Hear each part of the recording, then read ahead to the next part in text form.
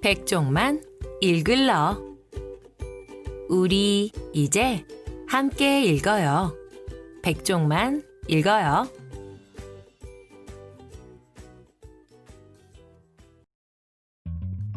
그림자 실종 사건. 정은정 글, 신민재 그림, 살림 어린이. 이상한 불빛.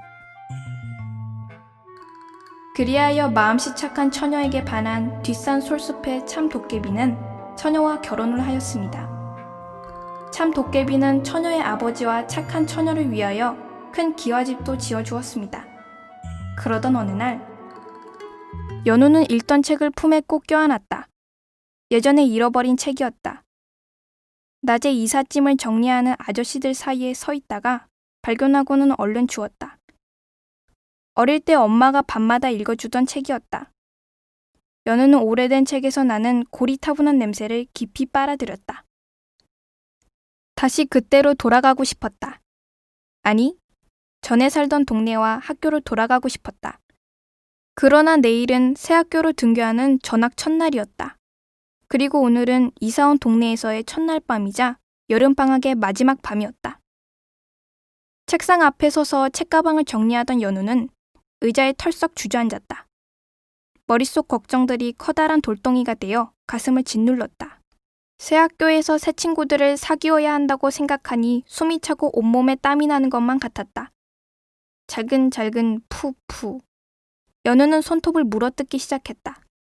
엄마가 보았으면 틀림없이 이렇게 야단을 쳤을 것이다. 그러면 손톱이 망가져. 다 물어뜯으면 나중에 예쁘게 네일아트도 못 받는다고. 게다가 손톱은 그렇게 함부로 푸푸 날려버리면 안 돼. 엄마는 연우가 손톱을 깨물 때마다 잔소리를 했다. 연우도 고치려고 노력했다. 그러나 손톱을 깨물면 근심과 걱정이 줄어드는 느낌이어서 쉽게 그 버릇을 고칠 수 없었다. 연우야, 일찍 일어나려면 그만 자야지. 내일은 등교 첫날이잖아. 엄마가 방문을 열고 들어와서는 침대 구석에 돌돌 말려있던 이불을 펴들었다.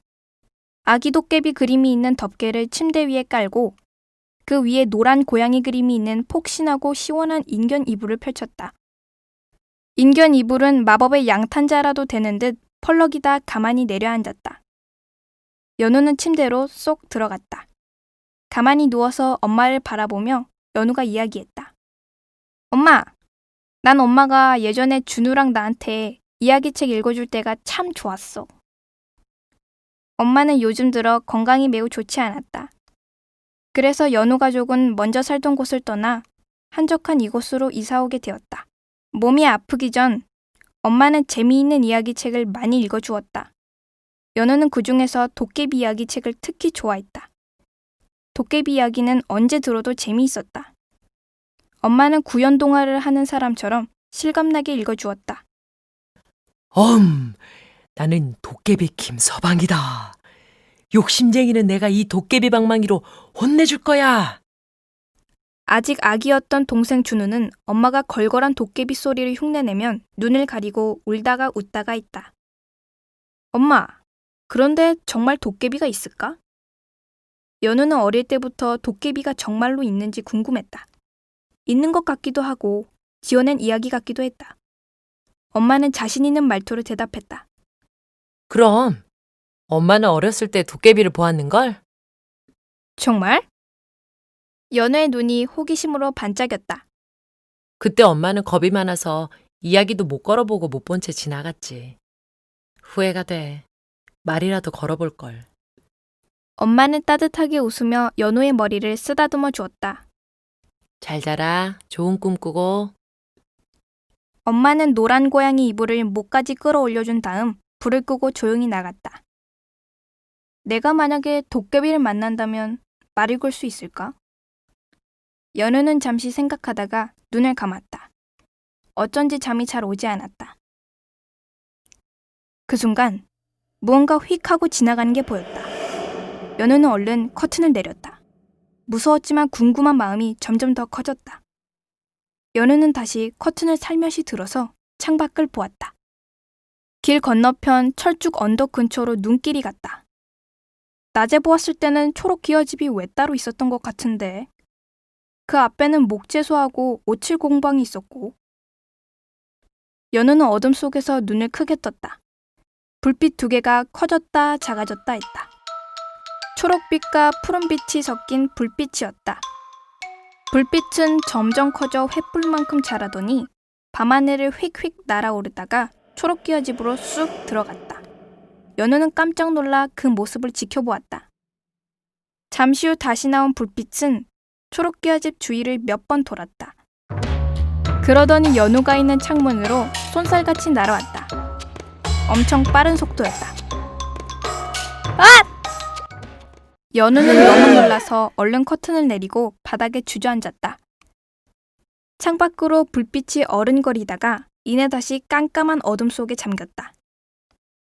방금 본 게 뭔지는 모르지만 무척 빨랐어. 빛을 내기도 하지만 대단한 힘을 지닌 게 틀림없어. 연우는 곰곰 생각하다가 잠속으로 빠져들었다.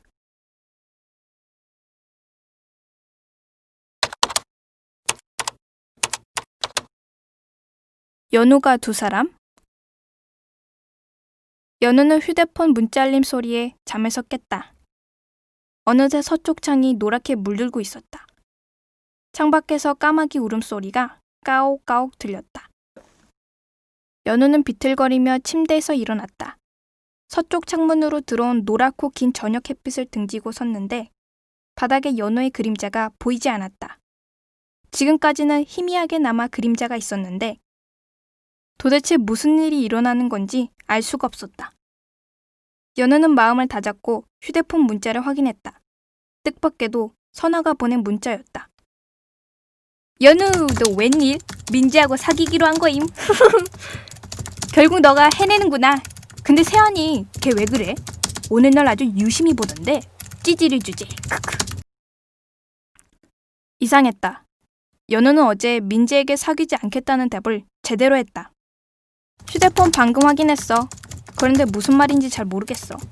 나 오늘 아파서 학교에 못 갔는데. 장난 그만해. 연우의 문자에 선아가 즉각 답했다. 너야말로 무슨 소리. 아파서 결석한다더니 다시 괜찮다고 학교에 왔잖아.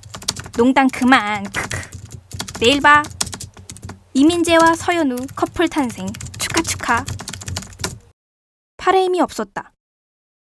연우는 휴대폰을 침대 옆 탁자에 던지듯 올려놓았다. 내가 오늘 학교에 있었다고? 선아엔 또 왜 이래? 얘도 어디가 아픈가? 연우는 뭔가 이상하다는 생각이 들었다. 어지러웠다. 방이 빙글빙글 도는 것 같았다. 침대에 기대어 앉아있는데 누군가 집에 들어오는 소리가 들렸다. 엄마가 벌써 왔나? 나 아프다고 일찍 오셨나? 연우는 엄마를 부르려다가 아픈 척 더 누워있기로 마음먹었다. 엄마에게 어리광을 부리며 안기고 싶었다. 침대에 잠자코 누워서 바깥 소리에 귀를 기울였다. 신발을 조심스럽게 벗고 들어오는 소리가 들렸다. 순간 엄마가 아닌 것 같다는 생각이 들었다. 발소리의 주인공은 조심조심 이 방 저 방 방문들을 열고 방 안을 확인해보는 듯 했다. 연우는 정신이 말똥말똥했지만 마치 밧줄에 매인 것처럼 몸을 꼼짝달싹 할 수가 없었다. 연우는 주먹을 꼭 쥐고 소리에 귀를 기울였다. 발소리는 연우방 앞에서 멈추었다. 문 손잡이가 아래로 살짝 돌아갔다. 방문이 열리고 누군가 주춤주춤 들어섰다. 연우는 깜짝 놀라서 눈이 휘둥그레졌다. 방문을 열고 들어선 사람은 연우였다. 분명 연우였다. 또 다른 연우가 연우를 보며 서 있었다. 연우는 숨이 멎는 것 같았다. 몸이 덜덜 떨리고 땀이 등줄기를 타고 흘러내렸다. 또 다른 연우는 싸늘한 눈빛으로 연우를 내려다보고 씩 웃었다. 소름이 쫙 끼쳤다. 너 도대체 누구야? 연우의 말에 다른 연우가 무표정한 얼굴로 다가왔다. 그러고는 말없이 연우를 잡아 일으켰다. 힘이 엄청나게 셌다. 연우는 마치 인형처럼 휘청휘청 일어났다. 종이장처럼 나풀거리며 쓰러졌다가 겨우 다시 몸을 일으켜 세웠다. 연우는 화가 머리끝까지 치솟아 다른 연우를 밀어버리려고 했다. 그러나 다른 연우는 꿈쩍도 하지 않았다. 아, 이상해. 여기 계속 있다간 저것에게 당하고 말겠어. 일단 자리를 피해야겠다. 연우는 얼른 일어나서 집 밖으로 뛰쳐나갔다. 생각할 겨를 없이 무작정 달렸다. 연우의 몸은 바람에 실린 나뭇잎처럼 가벼웠다. 연우는 마당을 지나쳐 주차장 출구 앞에 허물어지듯 주저앉았다. 일단 여기서 엄마를 기다리는 게 낫겠어. 연우는 엄마가 퇴근해서 올 때까지 기다리기로 했다. 서러움이 밀려왔다. 굵은 눈물이 비오듯 흘러내렸다. 연우는 손등으로 눈물을 닦다가 깜짝 놀랐다. 손이 이상했다. 팔도 이상했다. 투명 인간이라도 되려는 듯 몸이 보였다 안 보였다 했다. 금방이라도 몸이 사라지려는 것 같았다. 무서웠다. 이게 뭐야? 왜 자꾸만 이런 일이 생기는 거지? 이런 모습이라면 엄마라도 날 못 알아볼 거야. 지금 집에 있는 저 요물이 나라고 생각하겠지? 어떻게 정말. 연우는 발을 동동 굴렀다. 그래도 엄마는 날 알아볼 수 있지 않을까? 아니야. 엄마는 도깨비를 본 적이 있잖아. 날 도깨비라고 생각할 거야. 집에 있는 저 가짜를 진짜인 줄 알고 보호하려고 할지도 몰라. 연우는 침착하게 생각해 보았다. 호랑이에게 물려가도 정신만 차리면 된다는 속담이 떠올랐다. 길 건너편 초록 기와집 쪽에는 목재소와 오칠공방이 있었다. 평소 사람이 잘 안 다니는 곳이었다. 연우는 재빨리 오칠공방과 목재소 사이의 구석진 자리에 몸을 숨겼다. 늦가을이라 저녁바람이 쌀쌀했다. 집에서 급하게 빠져나오느라 슬리퍼에 반팔, 반바지 차림이었다. 바람이 불 때마다 서늘한 바람이 옷을 통과해 살갗 위로 차갑게 와닿았다. 주위에 어둠이 깔리기 시작했다. 짙은 보랏빛 밤 안개가 산바람을 타고 서서히 내려왔다. 추워. 연우는 바닥에 쪼그리고 앉아 손바닥으로 어깨를 감쌌다. 그때 인적이 드문 목재소 쪽에서 저벅저벅 발자국 소리가 들려왔다. 연우는 머리카락이 쭈뼛 서는 것 같았다. 두려움으로 오금이 저렸다. 발자국 소리가 연우 앞에 딱 멈추어 섰다. 거짓말처럼 세환이가 연우의 눈앞에 서 있었다. 너 왜 혼자 여기 있어? 세환이가 물었다. 연우는 목이 컥 막히면서 눈물이 왈칵 솟았다. 혹시 그 애한테서 도망쳐 나온 거야? 그럼 너도 뭔가 알고 있는 거야? 머뭇거리며 말하는 연우를 잡으면서 세환이가 말했다. 내가 도울 수 있으면 도울게. 여긴 추워. 우선 우리 집으로 가자. 세환이는 연우의 팔을 잡고 성큼성큼 걸었다. 세환이가 멈춘 곳은 초록 기와집 앞이었다. 초록 기와집이 세환이네 집이구나. 세환이가 도깨비 얼굴 모양의 대문장식에 대고 말했다. 문도깨비 문서방아, 내 친구 세환이가 왔다. 문 열어다오. 우겔. 큰 대문이 철컥 열렸다. 별 희한한 초인종 소리도 다 있네. 연우는 그 와중에도 피식 웃음이 나왔다. 대문을 들어서니 희뿌연 안개가 다가왔다가 흩어졌다. 연우는 깜짝 놀랐다. 연우의 눈앞의 집은 지금까지 오가며 봐왔던 초록 기와집이 아니었다. 허름한 기와집은 사라지고 대궐 같은 기와집이 떡하니 있었다. 연우는 눈을 깜빡여 보았다. 낡은 집이 어느새 말끔한 새 집으로 바뀌어 있었다. 이사 온 다음 날 학교 가는 길에 봤던 초록 기와집의 모습이 생각났다.